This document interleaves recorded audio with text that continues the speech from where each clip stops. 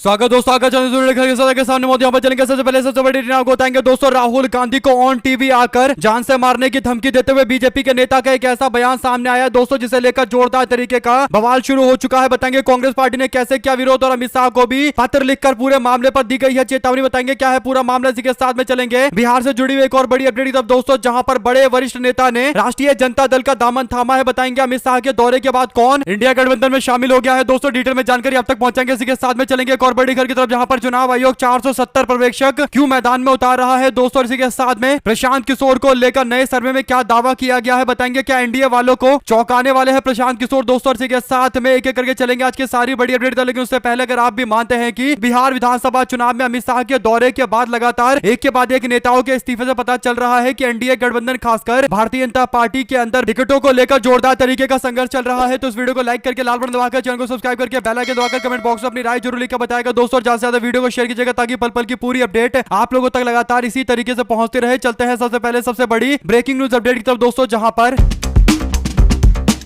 बिहार में सीडब्ल्यूसी की बैठक करने से पहले राहुल गांधी ने बिहार के अंदर वोटर अधिकार यात्रा निकाली थी दोस्तों, जिसमें राहुल गांधी को जोरदार तरीके का समर्थन मिला था और इंडिया गठबंधन में जान फूंकने की कोशिश रंग लेकर आई दोस्तों। और इसके बाद पार्टी के कई सारे नेता मैदान में उतरे, चाहे कांग्रेस पार्टी के हो या राष्ट्रीय जनता दल के, सबको जोरदार तरीके का समर्थन मिलने लगा दोस्तों। एक तरीके से माहौल ऐसा बना कि कई सारे सर्वे के अंदर इंडिया गठबंधन को जीतता हुआ बताया जा रहा है। ऐसे में राहुल गांधी से बीजेपी के लोग इतने ज्यादा चिढ़ चुके हैं दोस्तों कि अब राहुल गांधी की हत्या की धमकी दी जा रही है। आपको बता दें कि भारतीय जनता पार्टी के प्रवक्ता पिंटू महादेव की ओर से न्यूज 18 यानी देश के एक बड़े नेटवर्क पर बैठकर एक बड़ा बयान दिया गया दोस्तों, और यहां तक कि राहुल गांधी की हत्या की धमकी दी गई। आपको बता दें कि बीजेपी के प्रवक्ता पिंटू महादेव ने न्यूज 18 केरल के एक टीवी चैनल के बहस के दौरान राहुल गांधी के सीने में गोली मारने की खुलेआम धमकी दी दोस्तों। बीजेपी के प्रवक्ता ये बोलते रहे और इसके बाद न्यूज चैनल वाले ये दिखाते रहे। इससे साफ साबित हो चुका है कि भारतीय जनता पार्टी के नेता किस तरीके से राहुल गांधी के खिलाफ नफरत करते हैं दोस्तों, राहुल गांधी के प्रति किस तरीके की मानसिकता रखते हैं कि उनकी हत्या करने की धमकी दी जा रही है और सीने में गोली मारने का खुला ऐलान किया जा रहा है। अगर आप भी मानते हैं कि राहुल गांधी के परिवार में राजीव गांधी हो या फिर देश की पूर्व प्रधानमंत्री इंदिरा गांधी हो दोस्तों, दोनों ने अपनी जान गंवाई देश की सेवा करते करते, और आज एक बार फिर से राहुल गांधी को ऐसी खतरनाक धमकी दी जा रही है दोस्तों, खुलेआम धमकी दी जा रही है। दो शब्द जरूर लिखिएगा। लेकिन इस पूरे मामले को लेकर कांग्रेस पार्टी ने सीरियस तरीके से लेते हुए अमित शाह को सीधा पत्र लिखा है दोस्तों। कांग्रेस पार्टी के संगठन के महासचिव केसी वेणुगोपाल ने अमित शाह को पत्र लिखते हुए राहुल गांधी को धमकी दिए जाने के मामले को लेकर कार्रवाई की मांग की गई है दोस्तों। कहा गया है कि राहुल गांधी को आपका प्रवक्ता यानी भारतीय जनता पार्टी का प्रवक्ता खुलेआम सीने में गोली मारने की धमकी दे रहा है। इस पूरे मामले को लेकर तत्काल कार्रवाई की जानी चाहिए भाजपा नेता के खिलाफ और राहुल गांधी की सुरक्षा को कड़ा करने की मांग की गई है दोस्तों। एक 2 पन्ने के पूरे लेटर के अंदर अलग अलग तरीके के मुद्दे उठाते बताया गया है कि कैसे बार बार राहुल गांधी की जान को खतरा हो रहा है। बार बार राहुल गांधी और उनके साथियों की ओर से मांग की जा रही है कि सुरक्षा के कड़े प्रबंध किए जाए दोस्तों, लेकिन कोई ना कोई इस तरीके के मामले सामने आते रहते हैं। 2 शब्द जरूर लिखकर बताएगा इस पूरे मामले पर। अगर आप भी मानते हैं कि खतरनाक बात है तो लिखकर जरूर बताएगा दोस्तों, और ज्यादा से ज्यादा वीडियो को शेयर कीजिएगा। चलते हैं एक और बड़ी अपडेट की तरफ, जहां पर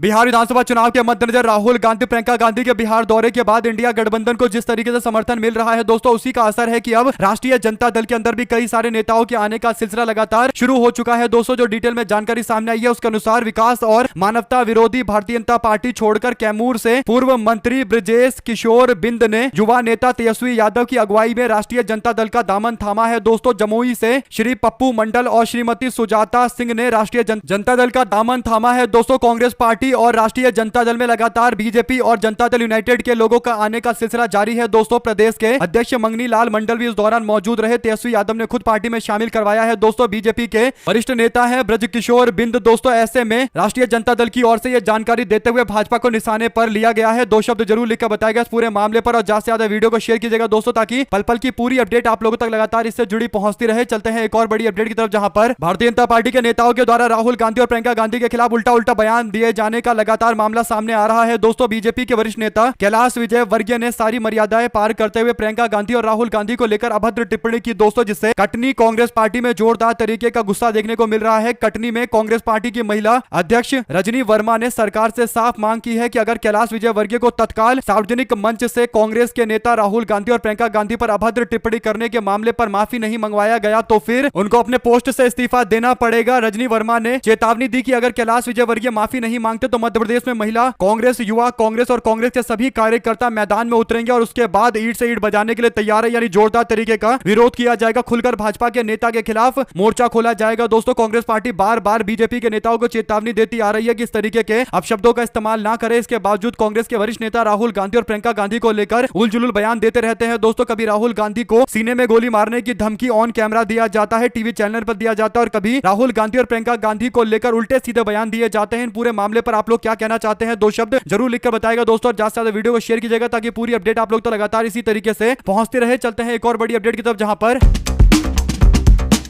चुनाव आयोग ने बिहार विधानसभा चुनाव 2025 और कुछ अन्य प्रदेशों में होने वाले उपचुनावों के लिए 470 केंद्रीय पर्यवेक्षक नियुक्त कर दिए हैं। दोस्तों, साथ ही आयोग ने उनकी सूची भी जारी कर दी है। अक्टूबर नवंबर में बिहार विधानसभा चुनाव होने के साथ साथ अक्टूबर में जम्मू और कश्मीर, राजस्थान, झारखंड, तेलंगाना, पंजाब, मिजोरम, उड़ीसा में भी उपचुनाव होने वाले हैं। दोस्तों, इसके लिए 470 केंद्रीय पर्यवेक्षक नियुक्त कर दिए गए हैं। दोस्तों, साथ ही आयोग ने उनकी सूची भी जारी कर दी है। अक्टूबर नवंबर में बिहार में विधानसभा के चुनाव होने के साथ साथ उपचुनाव को लेकर चल रही इन तैयारियों पर आप लोग दो शब्द जरूर लिखकर बताइएगा दोस्तों, और ज्यादा से ज्यादा वीडियो को शेयर कीजिएगा। चलते हैं एक और बड़ी अपडेट की तरफ, जहां पर बिहार में इस साल विधानसभा के चुनाव होने वाले हैं। दोस्तों, विधानसभा चुनाव को लेकर जनसुराज के सूत्रधार और चुनावी रणनीतिकार से नेता बने प्रशांत किशोर पिछले 2 वर्षों से लगातार बिहार के दौरे पर है। दोस्तों, प्रशांत किशोर की सभाओं में भीड़ जुटी हुई है। प्रशांत किशोर इस दौरान विपक्ष और सत्ता पक्ष दोनों पर हमलावर है, लेकिन लोगों के मन में प्रशांत किशोर को लेकर सवाल उठता है कि क्या पीके जनसुराज पार्टी को आगे बढ़ा पाएंगे, क्या उनकी पार्टी चुनाव जीतकर सत्ता हासिल कर पाएगी? इस सवाल को लेकर एक्सिस माई इंडिया के सीएमडी से सवाल पूछा गया। दोस्तों, उन्होंने प्रदीप गुप्ता ने इस पर जवाब दिया है, यानी सर्वे करने वाले प्रदीप गुप्ता ने कहा कि प्रशांत किशोर इस बार कुछ सीटों पर जीत सकते हैं, लेकिन सत्ता में आना तो बहुत दूर की बात है। उन्होंने स्पष्ट कहा कि चुनावी जनाधार बनाने में बहुत समय लगता है, यह आसान प्रक्रिया नहीं है। उन्होंने कहा कि बिहार में 243 सीटों पर जनता का विश्वास जीतने में, सरकार बनाने में काफी टाइम लगेगा। इसीलिए प्रशांत किशोर इस बार चुनाव में कुछ सीटों पर प्रभावी हो सकते हैं, लेकिन ज्यादातर सीटों पर मुकाबला इंडिया अलायंस और एनडीए के बीच में होगा। लोकप्रियता तो है उनकी, लेकिन वोट बैंक अभी नहीं बन पाया है, यानी मुकाबला एनडीए गठबंधन और इंडिया के बीच में ही होगा। दोस्तों, इंडिया गठबंधन के बीच में ही होगा। प्रशांत किशोर कुछ एक सीटों को इन्फ्लुएंस कर पाएंगे, और वो भी ऐसी सीटें होंगी ज्यादातर जिन पर उनका उम्मीदवार मजबूत होगा। दोस्तों, तो आप लोग क्या समझते हैं पूरे मामले में प्रशांत किशोर की क्या भूमिका बिहार के विधानसभा चुनाव में होने वाली है? लिखकर जरूर बताएगा दोस्तों। ज्यादा से ज्यादा वीडियो को शेयर कीजिएगा ताकि पूरी अपडेट आप लोगों तक लगातार इससे जुड़ी पहुंचती रहे, ताकि आप भी इस पूरे मामले में शामिल हो। दोस्तों, चलते हैं एक और बड़ी अपडेट की तरफ, जहां पर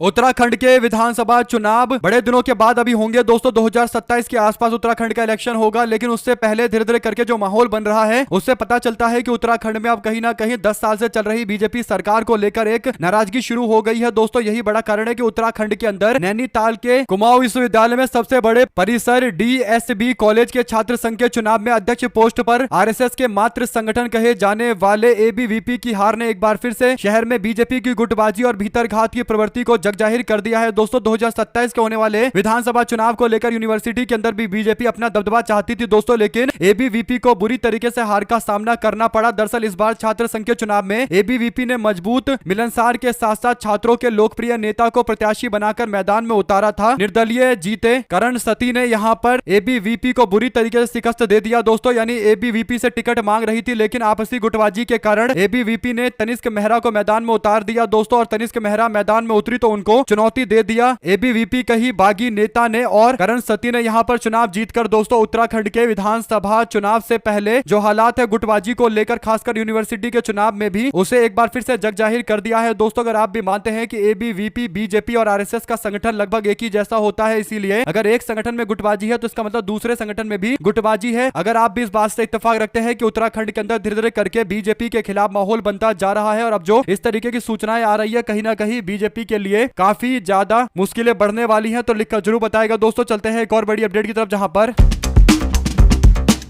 लालू यादव जी की छोटी बेटी रोहिणी आचार्य का बयान आया है दोस्तों। वो कहती है कि चाहे लाख दे लो गाली, बिहार में इस बार सिर्फ और सिर्फ भाई तेजस्वी के लिए ही बजेगी ताली, यानी तेजस्वी यादव की सरकार बनेगी। उन्होंने साफ तौर पर बीजेपी और खासकर जो विपक्ष के लोग हैं दोस्तों उनको बता दिया है कि सरकार तो तेजस्वी की बनेगी, चाहे आप लोगों को जो करना है वो करे। दरअसल दोस्तों, रोहिणी आचार्य को लेकर अफवाहें फैलाई जा रही थी कि रोहिणी आचार्य पार्टी से काफी ज्यादा नाराज है और तेजस्वी यादव को भी अनफॉलो कर दिया गया है। इसके बाद दोस्तों रोहिणी आचार्य पर कई कई सारे निजी हमले किए गए, उनके किडनी दिए जाने के दावे को भी गलत बताया गया। दोस्तों इस पूरे मामले को लेकर रोहिणी आचार्य ने भारतीय जनता पार्टी और उससे जुड़े हुए लोगों को साफ संकेत दे दिया है और बता दिया है कि आखिर किस तरीके से आम जनता भाजपा और एनडीए सरकार से परेशान है और बीजेपी के लोग इस तरीके की अफवाह फैलाकर पार्टी और परिवार के अंदर आपसी फूट करवाने की कोशिश कर रहे हैं। 2 शब्द इनके बारे में भी लिखकर जरूर बताएगा दोस्तों, और ज्यादा से ज्यादा वीडियो को शेयर कीजिएगा। चलते हैं एक और बड़ी अपडेट की तरफ, जहां पर तमिलनाडु के अंदर सरकार बनाने की उम्मीद में लगातार प्रचार कर रहे और मुख्यमंत्री बनने के लिए लगातार कोशिश कर रहे टीवी के पार्टी के नेता थालापति विजय के रैली के दौरान भगदड़ हो गई दोस्तों, जिसमें 40 के आसपास लोगों की मौत हो गई। इस मामले को लेकर जोरदार तरीके का विवाद हो गया और विवाद इतना आगे बढ़ गया दोस्तों कि इस पर उन्हें निशाने पर लिया जा रहा है और पूरे मामले पर माफी मांगने के लिए और उनके खिलाफ कार्रवाई की भी अपील की गई है दोस्तों। पुलिस से कहा जा रहा है कि इनके खिलाफ एक्शन होना चाहिए, क्योंकि ये है जो इतनी बड़ी रैली करते हैं और पुलिस को सूचना नहीं देते और पुलिस को भी जो बताते हैं वो कम आंकड़ा बताते हैं, और जिसके बाद अफरा तफरी की स्थिति मची और 40 लोगों की मौत हो गई। इस मामले को लेकर दोस्तों अब टीवी के पार्टी पर दबाव बना तो उनके द्वारा ऐलान किया गया है कि मृतक के परिजनों को 20 लाख रुपए दिया जाएगा और घायल लोगों को 2 लाख रुपए की मदद पहुंचाई जाएगी। दोस्तों कुल मिलाकर टीवी के पार्टी के शुरुआत से पहले ही एक बड़ा कलंक उनको लग चुका है। इस मामले पर अब वो क्या जवाब देंगे क्या नहीं देंगे, ये एक बहुत बड़ा सवाल है। डीएमके समेत सारी पार्टियां अब इनको घेरेगी। थालापति विजय की जो छवि थी दोस्तों वो भी इससे धूमिल हो गई है, क्योंकि उनको पीड़ित लोगों से मुलाकात करने के लिए अस्पताल जाना चाहिए था, लेकिन वो अपने घर वापस लौट गए। इसे लेकर भी लोगों में एक नाराजगी है। 2 शब्द जरूर लिख कर बताएगा पूरे मामले पर दोस्तों, और ज्यादा से ज्यादा वीडियो को शेयर कीजिएगा। चलते हैं एक और बड़ी अपडेट की तरफ, जहां पर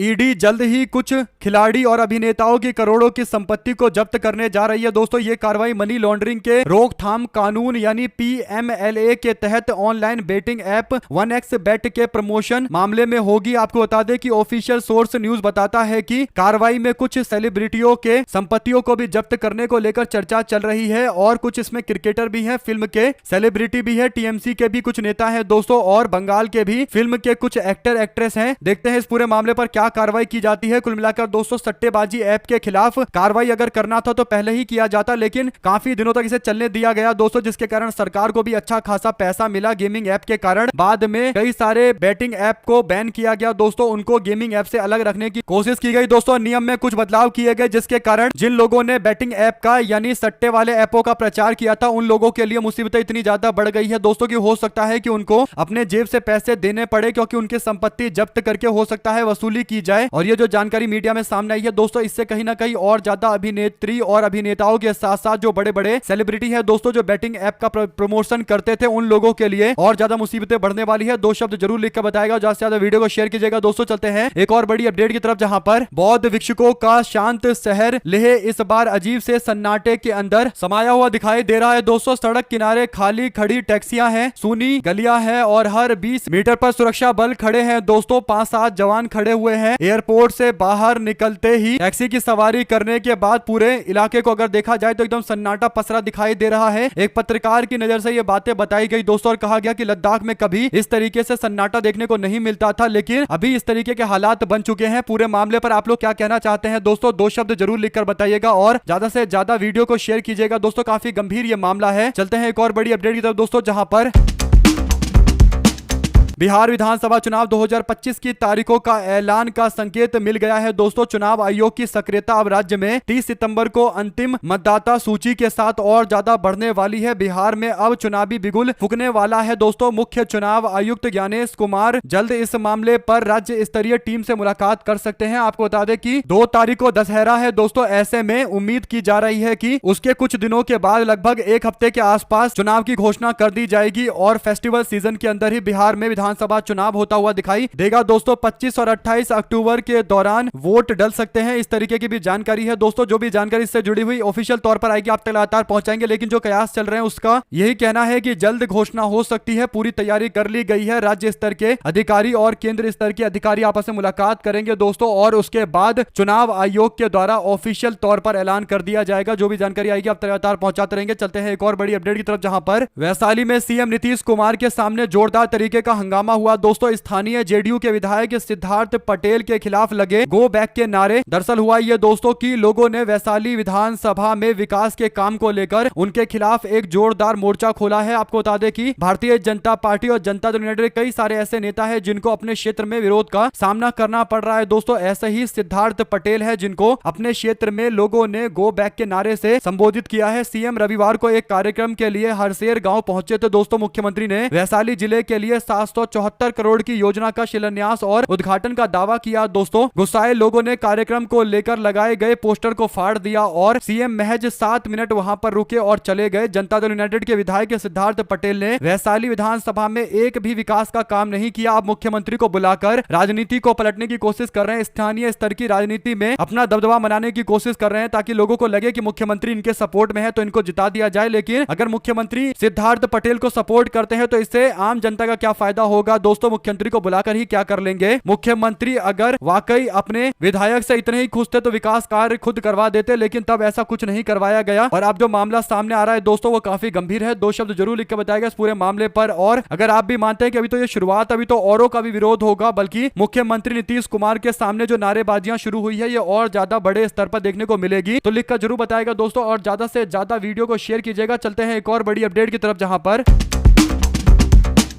आरजेडी के नेता तेजस्वी यादव ने घोषणा की है कि वो जल्द ही भ्रष्ट मंत्री और अधिकारियों की सूची सार्वजनिक करेंगे, जिसके लिए उन्होंने पर्याप्त सबूत इकट्ठा कर लिए हैं। उन्होंने मुख्यमंत्री नीतीश कुमार से भ्रष्ट अधिकारियों के खिलाफ सीबीआई जांच की मांग की है दोस्तों। तेजस्वी यादव ने सरकारी भवन की सफाई पर 700 करोड़ रुपए के खर्च को लेकर बिहार में भ्रष्टाचार के गंभीर आरोप लगाए हैं दोस्तों। जिस लेवल का बिहार के अंदर भ्रष्टाचार चल रहा है, सीएजी की रिपोर्ट में 70,000 करोड़ से ज्यादा का कुछ अता पता नहीं होता दोस्तों। यानी कोई रिपोर्ट नहीं होता कि पैसा गया कहां। ये सीएजी की रिपोर्ट में बातें पता चली है। और ऐसे कई सारे और भी मुद्दे हैं जिसे लेकर तेजस्वी यादव ने भी अब फैसला लिया है कि वो भाजपा और एनडीए के सरकार के मंत्रियों को एक्सपोज करेंगे दोस्तों। यानी भ्रष्टाचार एक बड़ा मुद्दा बिहार के अंदर बनेगा। जिस तरीके से प्रशांत किशोर ने ये ट्रेंड शुरू किया है, विपक्ष के नेता तेजस्वी यादव भी उस ट्रेंड को और आगे ले जाएंगे दोस्तों। यानी पहले प्रशांत किशोर ने 5 भाजपाई और जनता दल यूनाइटेड के मंत्रियों को एक्सपोज किया और अब प्रशांत किशोर भी एक सूची के साथ आने वाले हैं दोस्तों। तो आने वाले दिनों में और ज्यादा बड़ा कमाल इंडिया अलायंस करने वाला है। जो भी आप लोगों की राय हो पूरे मामले पर 2 शब्दों के साथ लिखकर जरूर बताएगा दोस्तों। और ज्यादा से ज्यादा वीडियो को शेयर कीजिएगा। चलते हैं एक और बड़ी अपडेट की तरफ जहां पर झूठों की सरकार की झूठ, इनमें से झूठ कौन बोल रहा है, यह सवाल राष्ट्रीय जनता दल ने पूछा है दोस्तों। उन्होंने कहा कि मुख्यमंत्री कहते हैं कि 583 करोड़ रुपए की 242 योजनाओं की घोषणा कर रहे हैं, जबकि मंत्री कहते हैं कि 332 करोड़ की 238 योजनाओं की घोषणा कर रहे हैं। सरकारी मुखपत्र कहता है कि 406 करोड़ रुपए के 458 योजनाओं का आरंभ कर रहे हैं। ऐसा तब ही संभव है जब करना धरना कुछ नहीं होता, बस घोषणाबाजी चल रही होती है दोस्तों। दरअसल ये पूरा मामला है नीतीश कुमार और उनके मंत्रियों से जुड़ा हुआ। 27 तारीख को 6:53 पर नीतीश कुमार कहते हैं कि कटिहार जिले के अंदर 583 करोड़ रुपए की लागत से कुल 242 विकासात्मक योजना का उद्घाटन और शिलान्यास किया, जिसमें प्रगति यात्रा के दौरान जिले के लिए घोषित योजनाओं का शिलान्यास भी शामिल है। नीतीश कुमार के इस बयान के बाद विजय कुमार चौधरी, जो उन्हीं के मंत्री हैं दोस्तों, वो कहते हैं कि मुख्यमंत्री नीतीश कुमार कटिहार में बड़ी परियोजना दे रहे हैं। 332 करोड़ रुपए की 238 विकास योजनाएं लागू कर रहे हैं। कृषि, शिक्षा, विकास, आधारभूत संरचना से जुड़ी योजनाओं को जिला में सर्वांगीण विकास के लिए लागू किया जा रहा है। और इसके बाद जो डिपार्टमेंट है दोस्तों वो कहता है कि 406 करोड़ रुपए खर्च किए जाएंगे 458 योजना के लिए। यानी कुछ अता पता ही नहीं है दोस्तों। मंत्री कुछ और बोलता है, मुख्यमंत्री कुछ और बोलता है, अधिकारी जो डिपार्टमेंट चला रहे हैं वो कुछ और बोलते हैं। यानी एकदम लप्पेबाजी चल रही है, जिसका जो मन कर रहा है वहीं को घुमा रहा है दोस्तों। कुछ अता पता नहीं है कि आखिर मामला क्या है। अगर आप भी मानते हैं कि अब ये जो लप्पेबाजी है इस पर पूरी तरीके से रोक लगनी चाहिए तो अपनी राय जरूर लिखकर बताइएगा दोस्तों। और ज्यादा से ज्यादा वीडियो को शेयर कीजिएगा। चलते हैं एक और बड़ी अपडेट की तरफ जहां पर अमित शाह और नरेंद्र मोदी दोनों के दोनों बिहार के चक्कर लगा रहे हैं दोस्तों। ऐसे में अमित शाह ने बिहार के अंदर अपनी रैली के दौरान जो बीजेपी की असली मानसिकता है दोस्तों, असली जो भाजपा की छुपी हुई मानसिकता है उसे सबके सामने उजागर कर दिया है। आपको बता दें कि भारतीय जनता पार्टी विधानसभा का चुनाव जिस मुद्दे पर लड़ेगी दोस्तों, उसे लेकर भारतीय जनता पार्टी पूरी तरीके से एक्सपोज हो गई है। जो जानकारी सामने आई है उसके अनुसार बीजेपी के नेता अमित शाह कहते हैं कि बीजेपी बिहार के चुनाव को घुसपैठियों के मुद्दे पर लड़ेगी। यानी घुसपैठियों को बाहर भगाने के लिए बीजेपी बिहार में चुनाव लड़ने जा रही है। इस पर राष्ट्रीय जनता दल ने अपना करारा जवाब दिया है दोस्तों। राष्ट्रीय जनता दल ने कहा कि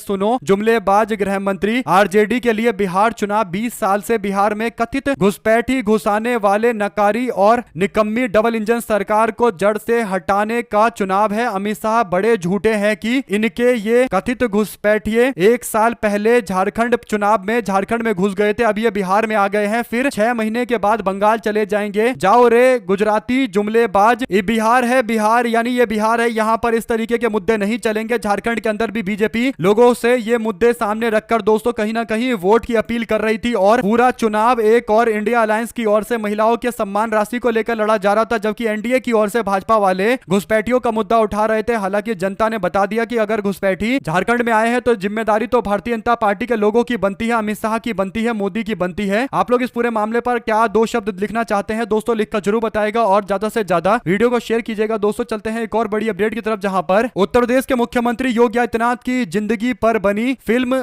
Ajay the untold story of a yogi यानी एक योगी आदित्यनाथ जैसे व्यक्ति का चित्रण किया गया है दोस्तों। हालांकि फिल्म बनाने वाले कह रहे हैं कि इसका योगी आदित्यनाथ से कोई लेना देना नहीं है, लेकिन सबको पता है कि किस पर यह आधारित फिल्म है। समाजवादी पार्टी के नेता अखिलेश यादव ने इस पर तंज कसते हुए कहा कि फिल्म तो फ्लॉप हो गई। इसके बाद वो आगे कहते हैं कि बीजेपी के 4 विधायक भी ये फिल्म देखने के लिए नहीं गए, यानी फिल्म के फ्लॉप होने को लेकर अखिलेश यादव बार बार निशाना साध रहे, तंज कस रहे हैं और अब तो ये कह रहे हैं कि कोई 4 जने भी उनके खुद के विधायक भी देखने के लिए नहीं जा रहे, यानी मूवी का यह हाल हो चुका है दोस्तों। कुछ लोगों को लगता है कि वो किसी भी मुद्दे पर मूवी बना देंगे तो चल जाएगा, लेकिन अब जनता समझ चुकी है कि ये इस तरीके से पैसा कमाते हैं, लोगों की भावनाओं को उकसाकर कि ये मूवी देखिए, और लोग भावनाओं में बहकर कई बार मूवी को हिट करवा देते हैं दोस्तों, जैसा कि कश्मीर फाइल को लेकर देखने को मिला था और कई सारी और भी मूवियां थी। लेकिन अब धीरे धीरे करके कहीं ना कहीं हालात देश के अंदर अच्छे होते जा रहे हैं कि लोग ऐसी मूवियों को अब देखना ही बंद कर रहे हैं। 2 शब्द जरूर लिखकर बताएगा दोस्तों। इस पूरे मामले पर हमारे साथ जुड़े दोस्तों का बहुत बहुत धन्यवाद। देख रहे थे आपका अपना चैनल जय हिंद जय भारत। ज्यादा से ज्यादा वीडियो को शेयर